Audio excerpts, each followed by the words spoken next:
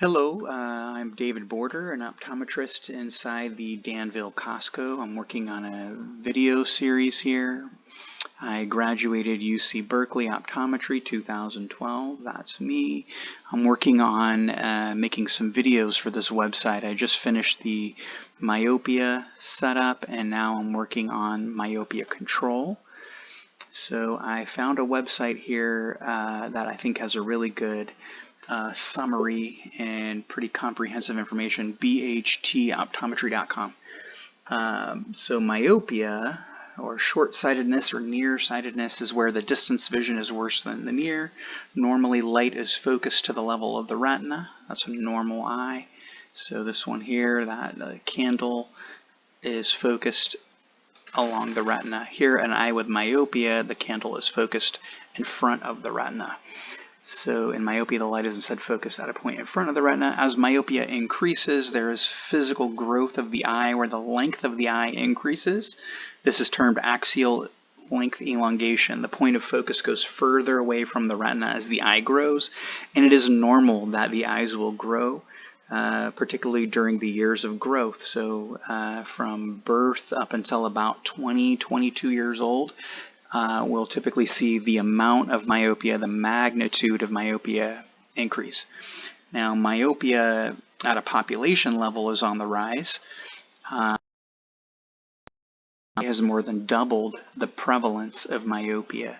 The cases of active myopia has more than doubled in the last 50 years. More than 50% of the global population will develop myopia by the year 2050. In the past, low levels of myopia, just like hyperopia and astigmatism, were thought to have no risk to eye health. They were described as physiological.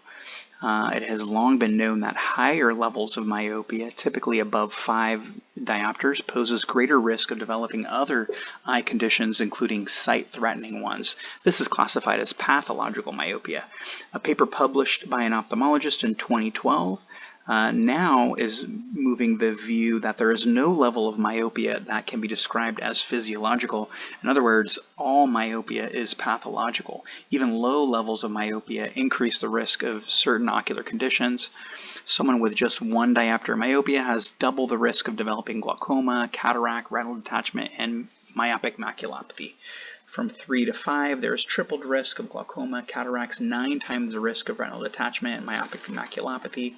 Bearing in mind that this range is thought to be within physiological, above 5, the risk of retinal detachment goes up to 20 times, and for myopic maculopathy goes up to an alarming 40 times risk. Myopic maculopathy is one of the top 5 causes of blindness among working age people. The strong evidence provided by research tells us that myopia at any degree increases the risk of eye disease. The greater the degree of myopia, the greater the risk of sight-threatening eye disease. We now need to be very serious in actively reducing the progression of myopia from as early as possible. So, intro the concept of myopia control. Here I've made a graph on a spreadsheet. Column A is the age of the patient. Column B is the magnitude or the amount of myopia. So we might not have any of this early data. 3 years old, maybe the first exam. 4 years old, we get a -0.5 at that visit, and the typical amount of progression here is going to be right up until about 15 years old is going to be about 0.5 diopters per year. That's a normal amount of increase. So I continue this graph as if we were to change a half diopter per year until 20 years old. So you can see this patient starts out with mild amount of myopia. 6 years old at a 1.5, I would definitely recommend glasses at that stage. And we can see here that myopia just gets worse and worse the longer we wait. And so this patient is on the trajectory, at this point here, we're on the trajectory to end up at a -850 of myopia.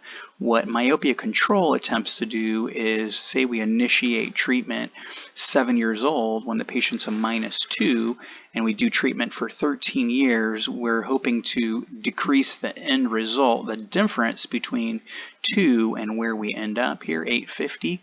So that's a 6.5. We hope to cut that in half. So we hope to only increase, say, 3 units. So end up, instead of a minus 850, end up a minus 5 by the time you're 20 and the eyes are done changing. So that's what we're talking about when we talk about myopia control, and that's what we're attempting to do. And here is a website called mykidsvision.org. I just like this graph here, the amount of myopia and the age. And so we're seeing this curve here. So this black line would represent the untreated, what we expect to happen with the eye over years.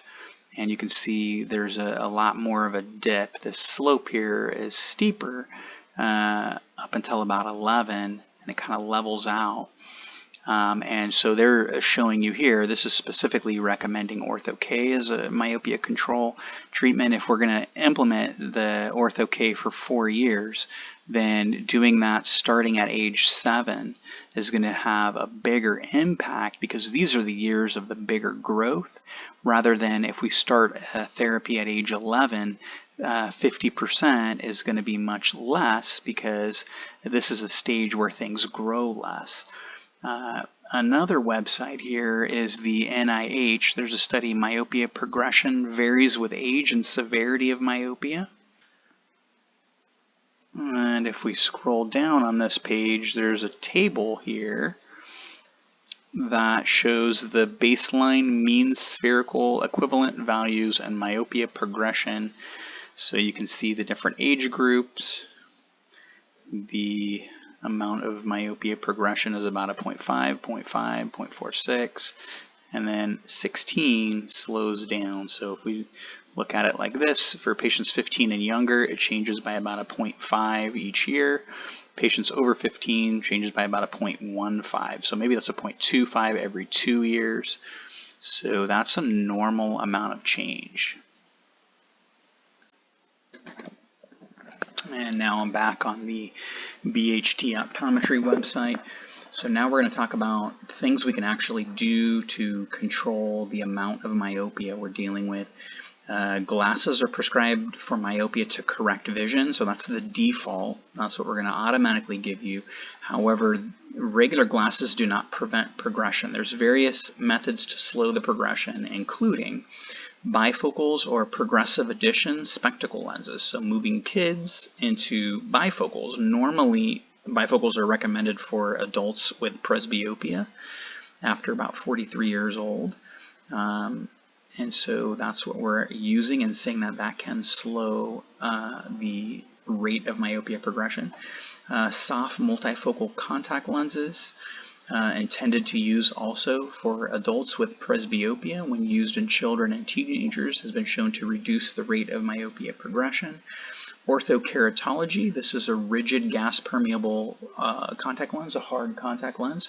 And when you put these lenses on at night and you sleep in these lenses over the night, the contact lens will push against the cornea, molding the central corneal shape, which provides corrected vision through the day. So you wake up in the morning, take the contacts out, you can see far away. The effect of the cornea reshaping causes a peripheral defocus in the peripheral retina, which that's thought to be one method to slow myopia. This method has shown to be effective in slowing the myopic growth of the eye. So, and pharmacological, we have daily use of low-dose atropine drops have proven to be an effective method for myopia control. This is something that there were some studies out of Asia that looked very promising with the 0.1 and 0.01, 0.05 concentration of atropine. Some newer studies out of the United States, just published January of 2023, June, have been shown to not have the benefits. So this is a big question mark whether or not this actually works. My sight contact lenses are soft multifocal contact lenses specifically designed for myopia control. This is actually FDA approved for myopia control treatment. So this is rolling out to different offices. You'll see that around. There's a different brand of multifocal soft contact lenses. I'd also like to look at Here's the NIH-funded trial showing low-dose atropine eye drops no better than placebo, no better than an eye drop that has no active ingredient in slowing myopic progression. This was released July of 2023. So this is in contrast to some of the studies from Asia. Now, it may be that there's a genetic element. Yeah. Compares with East Asian studies may reflect racial differences in atropine response. So maybe genetics are different. Maybe Asian children will respond better. But I think we're just going to need more information at this point. Here is a review and just an abstract of a review from PubMed. This is from 2016. So this is earlier than a lot of the new changes with the MySight contacts and the information about atropine drops.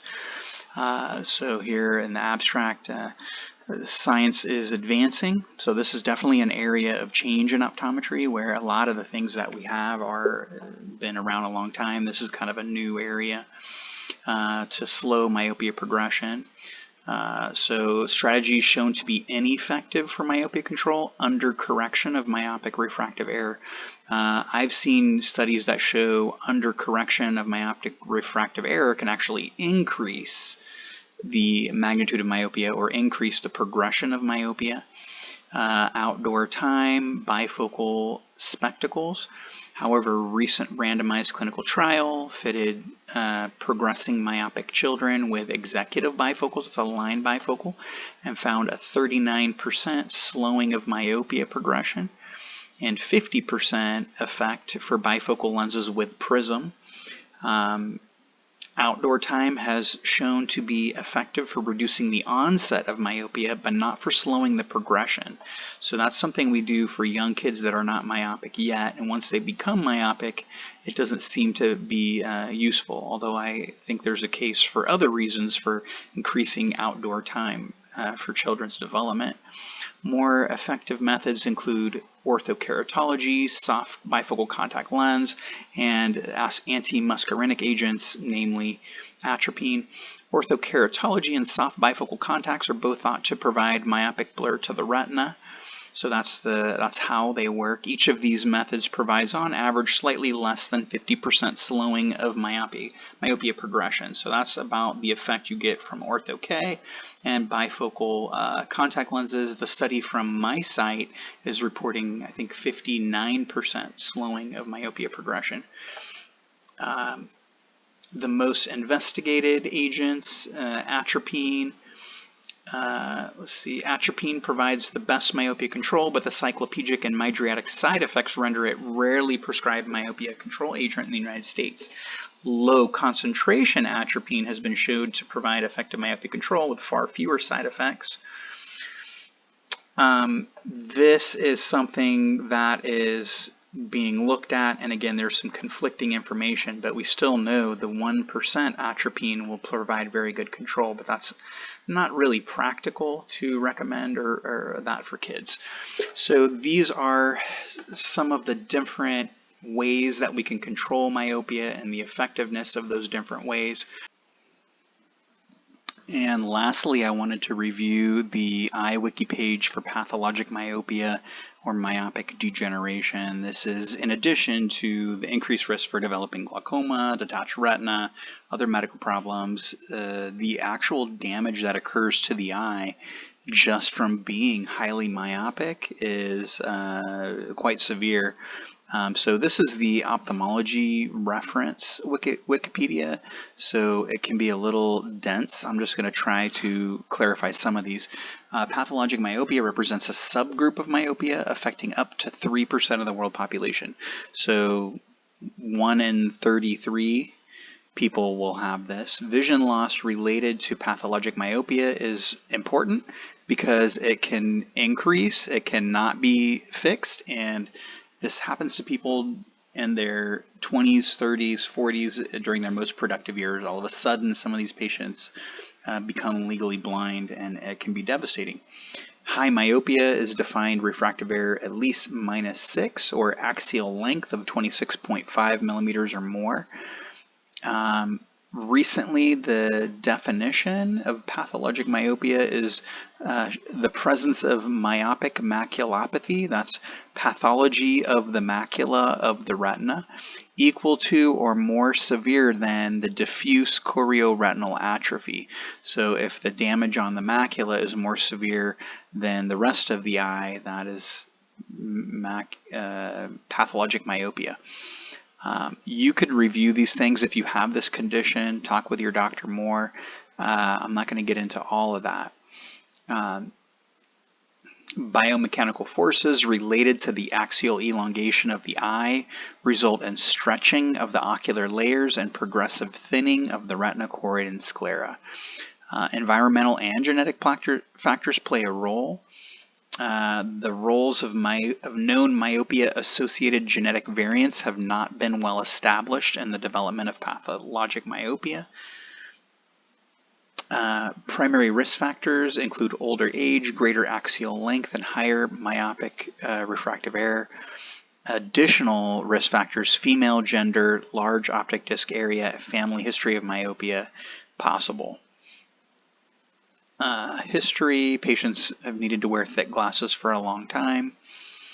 They may endorse new metamorphopsia or distortions of the central vision or scotoma blind spot when vision-limiting macular complications develop. For an eye exam, we're going to check the vision, the pressure, the pupils. Dilated fundus exam is essential. Again, this is where it's really important with patients for high myopia that we're doing comprehensive exam, including dilation. A thorough macular examination and peripheral depressed examination. A scleral indentation, which most optometrists have not done since school, are key to detecting complications related to pathologic myopia. So, little technical: lacquer cracks, myopic schisis, choroidal neovascularization in the macular area, and holes or tears in the periphery of the retina. Check the side vision and Amsler grid testing. Patients may be asymptomatic. That's horrible. They have no problems. They come in and we discover there's serious things happening. Things we might see: progressive RPE thinning and attenuation, a tessellated appearance. So the picture of the retina, you can see the deeper layers of the vessels, so it has this appearance.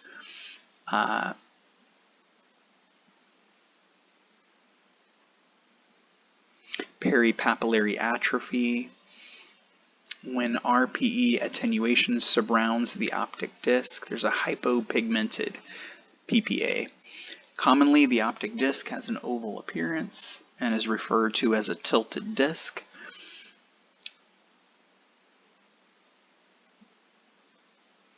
Hypopigmented myopic crescent or myopic cone is seen where the sclera is directly visible. Lacquer cracks are irregular yellow appearing bands often seen, present in 4% of eye with axial length at least 26.5.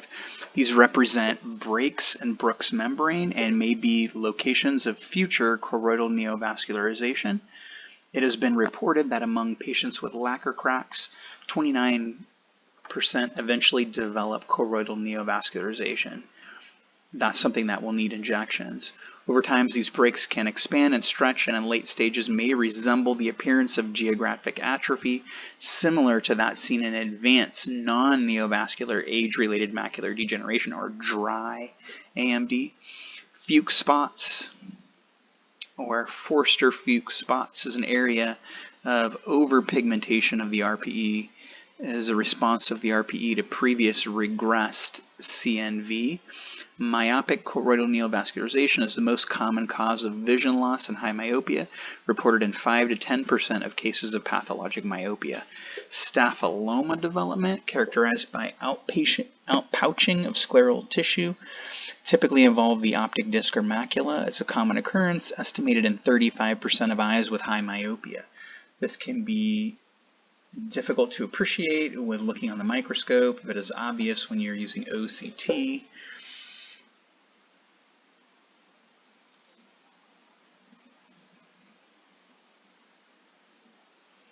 So the categorization, category 0, no macular degenerative lesions. Category 1, tessellated fundus only.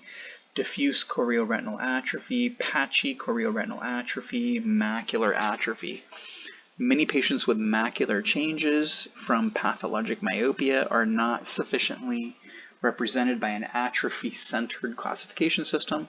A newly proposed ATM system for myopic maculopathy includes atrophic, tractional, and neovascular components.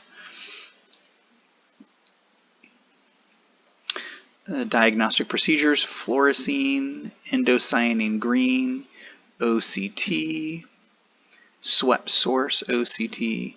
Patients with stable high myopia may be followed annually for visual acuity, refraction, and general ophthalmic health. In the case of development of CNV or other complications, patients are followed more closely as determined by their treatment regimen.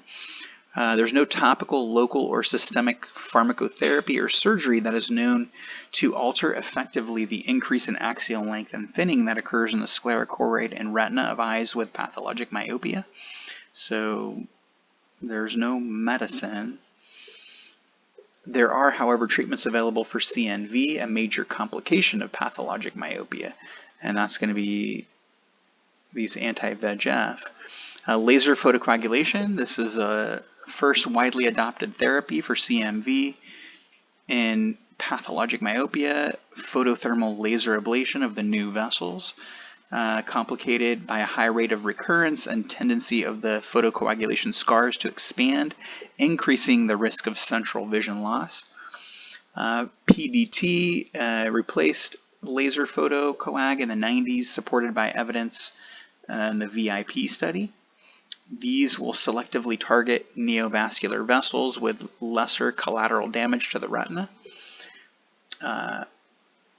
PDT better than placebo in reducing moderate vision loss at 12 months by 24 months. No statistically significant difference between treatment groups. 13% still have moderate vision loss despite treatment and end up 57% have persistent leakage in 1 year. So not great. Anti-VEGF therapy, the first-line treatment for eyes with myopic CNV. A lot of things happen with anti-VEGF. Patients with decreased vision may benefit from vitrectomy to relieve traction on the fovea and prevent the formation of a macular hole or macular retinal detachment. Gas or silicone oil tamponade is essential in cases of macular hole with or without detachment, as this encourages reapposition of retinal layers. That's a tricky recovery from that surgery, from what patients have told me. Retinal detachments may also develop. If it's confined to the area of the staphyloma, they may be monitored without intervention. Prompt surgery is indicated if any progression is identified. The use of macular buckle to treat the staphyloma as well as ongoing vitreous traction or detachment is reported to have higher foveal reattachment rates than vitrectomy alone in cases of recurrent detachment. Complications associated with visual morbidity and pathologic myopia include progressive thinning and atrophy resulting in photoreceptor loss, development of choroidal neovascularization, macular hole, pigment epithelial detachments, and macular or foveal detachments.